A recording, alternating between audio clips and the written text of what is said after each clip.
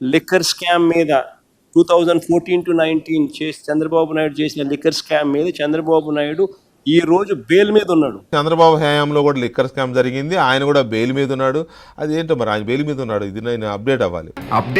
Chandrababu Naidu liquor scam లో bail మీద ఉన్నాడు, స్కిల్ డెవలప్మెంట్ కేసులో బెయిల్ మీద ఉన్నాడు అనేది ఉంది, కానీ లిక్కర్ స్కామ్ ఏంటో బెయిల్ ఏంటో కొద్దిగా నేను అప్డేట్ అవ్వాలి. హాఫ్ నాలెడ్జ్ తో చేయకుండా ఏం చేసినాను.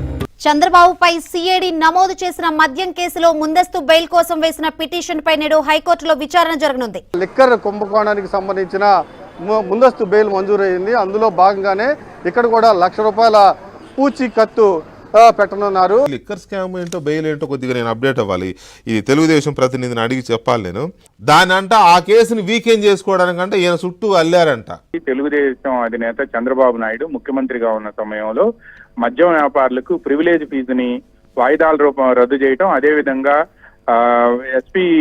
ఎస్పీవై డిస్టిలరీకి వాయిదాల రూపంలో సొమ్మును చెల్లించాలి అని చెప్పి రాయితీలు ఇచ్చారు అని కూడా ఆరోపిస్తూ దీనివల్ల ఖజానాకు నష్టం వాటిల్లింది అని చెప్పి సిఐడి ఆయనపై కేసు నమోదు చేసింది. ఈ దౌర్భాగ్యం ఏంటంటే నీకు తెలియదురా అని నేను చెప్పాలనుకోవటం, తెలియకపోతే తెలియదని ఒప్పుకోకపోవటం.